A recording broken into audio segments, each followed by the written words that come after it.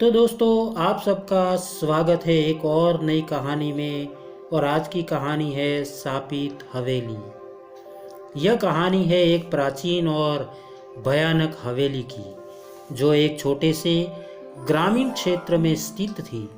गांव का नाम था मृत्यु नगरी, और इस गांव की पहचान उस खतरनाक हवेली से होती थी। इस हवेली का निर्माण सैकड़ों साल पहले एक अत्यंत धनी जमींदार राजेश ठाकुर ने किया था।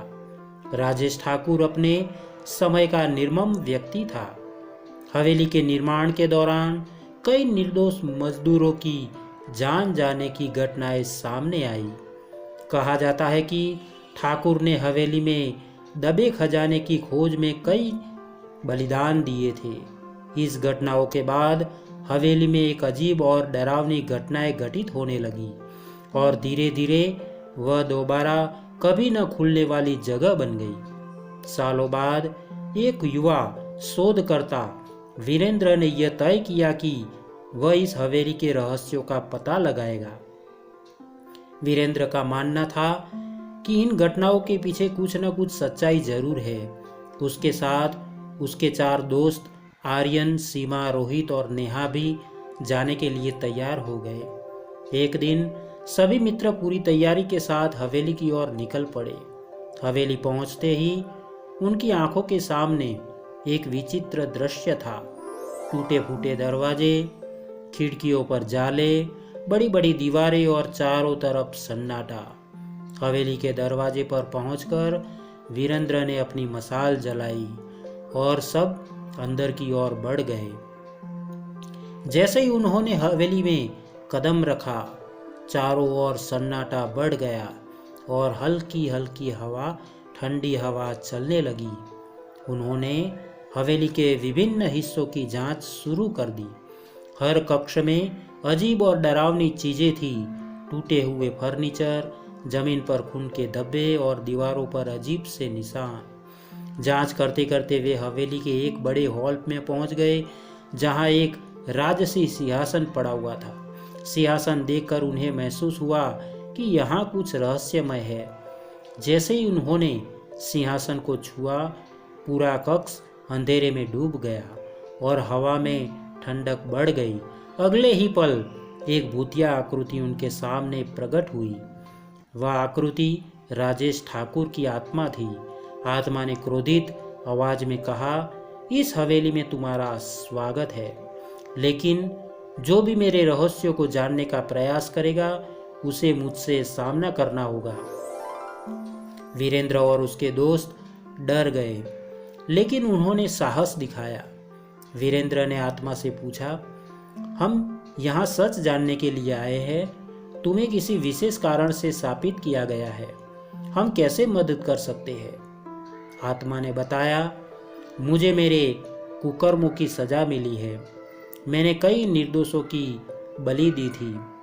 अगर तुम मेरे हाथों मारे गए निर्दोषों की आत्माओं को शांति दिला सकते हो, तो मैं भी इस श्राप से मुक्त हो सकता हूँ।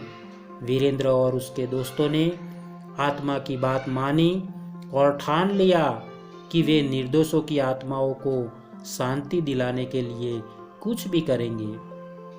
उन्होंने हवेली के तहखानों की ओर कदम बढ़ाए, जहां कहा जाता था कि उन निर्दोषों की आत्माएं बंद थी। तहखाने में प्रवेश करते ही एक भारी दरवाजा उनके सामने आया, जिसे खोलने के लिए उन्हें ऊपरी मंजिल से चाबी लानी पड़ी। ऊपरी मंजिल पर पहुंचते ही उन्होंने एक पुराने संदूक में वह चाबी पाई। चाबी लेकर वे तहखाने में वापस आए और दरवाज़ा खोला। जैसे ही दरवाज़ा खुला, उनके सामने भयानक दृश्य प्रकट हुआ। तहखाने के अंदर खून के धब्बों से बनी सनी दीवारें, भूमि और जगह जगह हवेली के निर्माण के दौरान मारे गए मजदूरों की आत्माएं घूम रही थी। आत्माएं बहुत दुखी थी और उनके चेहरों पर दर्द झलक रहा था। वीरेंद्र ने आत्माओं से बात की और उन्हें शांति दिलाने का आश्वासन दिया। वीरेंद्र और उसके दोस्तों ने आसपास के मंदिर से पवित्र जल और मंत्र लेकर आत्माओं की शांति के लिए पूजा की। पूजा के बाद आत्माओं के चेहरे पर शांति झलकने लगी और वे धीरे धीरे अदृश्य हो गए। आत्माओं को शांति प्राप्त करने के बाद राजेश ठाकुर की आत्मा फिर से प्रकट हुई और कहा, तुम्हारे इस नेक काम से मुझे भी शांति मिली है, मेरी आत्मा अब मुक्त हो रही है। राजेश ठाकुर की आत्मा ने वीरेंद्र और उसके दोस्तों का धन्यवाद कहा और हमेशा के लिए अदृश्य हो गई।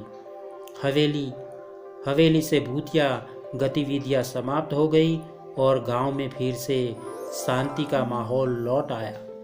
वीरेंद्र और उसके दोस्तों की साहसिकता और निष्ठा ने हवेली के रहस्य को उजागर किया और वहां की आत्माओं को शांति दिलाई। इस घटना के बाद शापित हवेली अब शांति हवेली के नाम से जानी जाने लगी और वीरेंद्र और उसके दोस्तों की कहानी हमेशा के लिए यादगार बन गई। तो आशा करता हूँ दोस्तों कि आपको यह कहानी अच्छी लगी होगी। अगर आपको यह कहानी अच्छी लगी है तो एक लाइक और एक शेयर ज़रूर करना दोस्तों। चैनल को सब्सक्राइब करना मत भूलना। आपके प्यार को इसी तरह देते रहना, क्योंकि हम आपके लिए इसी तरह की अच्छी और मनपसंद कहानियाँ लाते रहे। तो आज के लिए इतना ही, फिर मिलेंगे एक और नई कहानी के साथ। तब तक के लिए आप सबको हमारा धन्यवाद। जय हिंद।